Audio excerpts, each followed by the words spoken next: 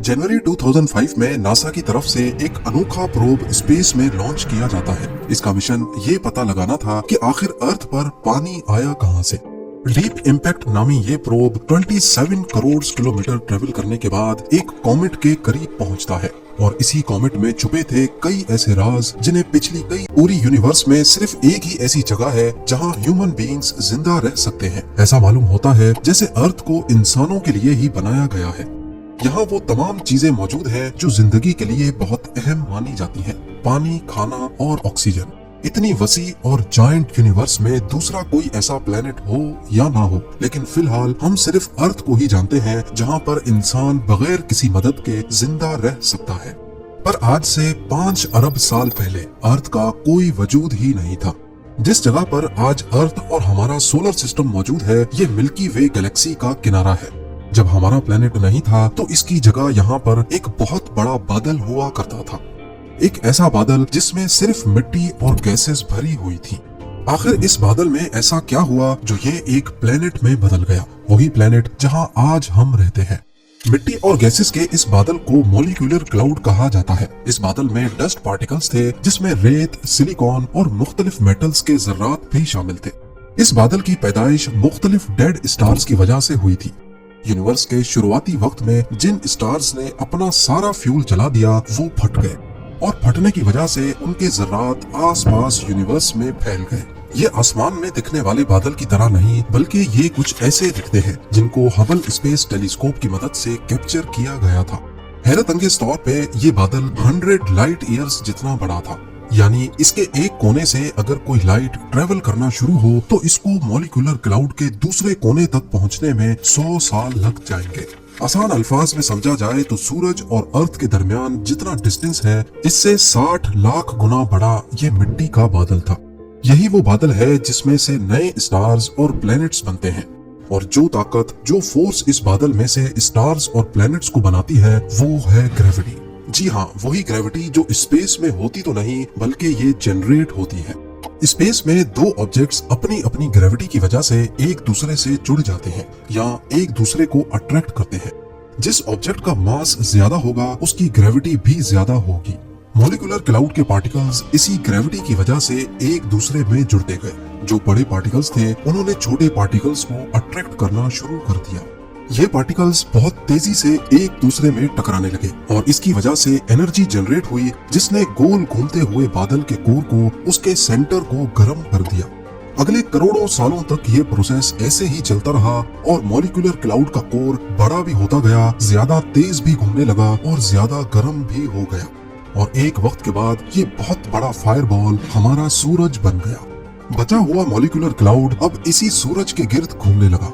इसमें मौजूद पार्टिकल्स और गैसेस से ही सोलर सिस्टम के प्लैनेट्स, जिंदगी और उन प्लैनेट्स के गिर्द घूमने वाले चांद बनेंगे।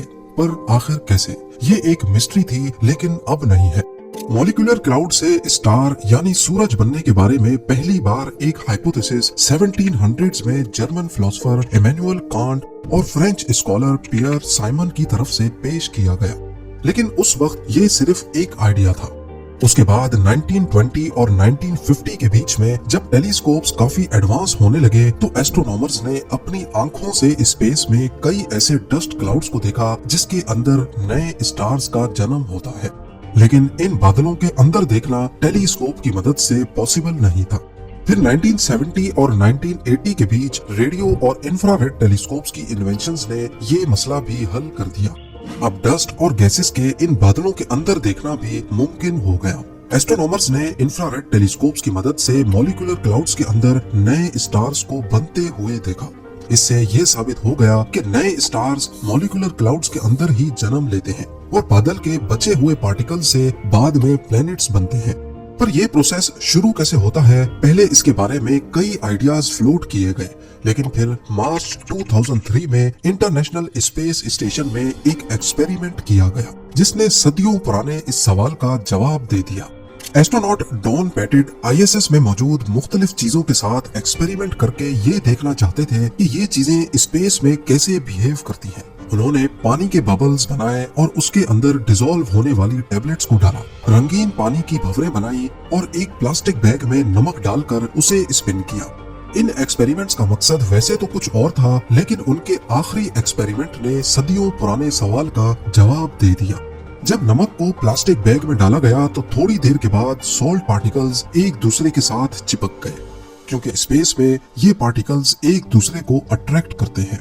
साइंटिस्ट का मानना है कि मॉलिक्यूलर क्लाउड के अंदर छोटे बड़े जर्रात जो सारे सूरज के गिर्द एक ही डायरेक्शन में घूम रहे थे, वो आपस में इसी नमक की तरह जुड़ गए और यहीं से प्लैनेट्स के बनने की शुरुआत हुई। करीब 4.5 अरब साल पहले मॉलिक्यूलर क्लाउड में भी इसी तरह पार्टिकल्स मिलकर एक झुंड बनाने लगे। ठीक उसी तरह जैसे डॉन पेडेट के एक्सपेरिमेंट में नमक के जर्रात एक दूसरे से मिल रहे हैं। जब इस झुंड का साइज 1 किलोमीटर तक यानी एक पहाड़ की साइज जितना बड़ा हो गया तो इसकी अपनी ग्रेविटी इतनी ज्यादा हो गई कि इसने आसपास के पार्टिकल्स को भी अपनी तरफ अट्रैक्ट करना शुरू कर दिया। ठीक उसी तरह जैसे वैक्यूम क्लीनर मिट्टी को अपने अंदर सक करता है। अगले 30 लाख सालों तक ये प्रोसेस ऐसे ही चलता रहा और जर्रात के झुंड में से 20 प्लैनेट्स उभर कर सामने आ गए जो सारे सूरज के गिर्द घूम रहे थे।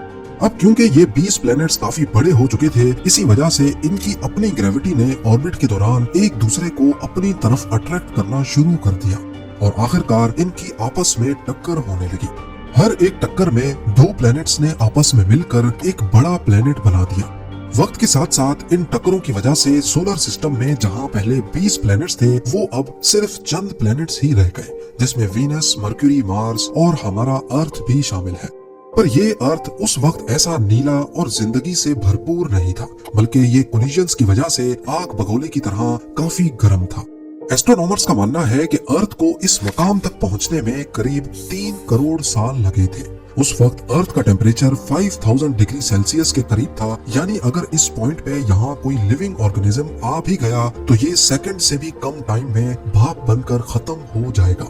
अर्थ में जिंदगी के आसार सिर्फ तभी उभर पाएंगे जब इसका टेम्परेचर गिरेगा, लेकिन जब तक ये ठंडा होता, इसे अपनी एग्जिस्टेंस के लिए अभी सबसे बड़े खतरे का सामना करना था, सोलर स्टॉर्म। जी हाँ, सूरज से निकलने वाली शुआएं जब भी किसी प्लेनेट में दाखिल होती हैं तो वो उसके एटमॉस्फेयर को काफी नुकसान पहुंचाती हैं। यही सोलर स्टॉर्म्स दूसरे प्लैनेट्स में भी आते हैं और इसकी वजह से यहाँ जिंदगी का बढ़ना मुमकिन नहीं होता। ज्यादा दूर जाने की जरूरत नहीं, मार्स जो अर्थ का पड़ोसी प्लैनेट है, वहाँ पर सोलर स्टॉर्म्स ने जिंदगी के चांसेस को खत्म कर दिया है। पर इन्हीं सोलर स्टॉर्म्स का अर्थ ने मुकाबला कैसे किया, इसका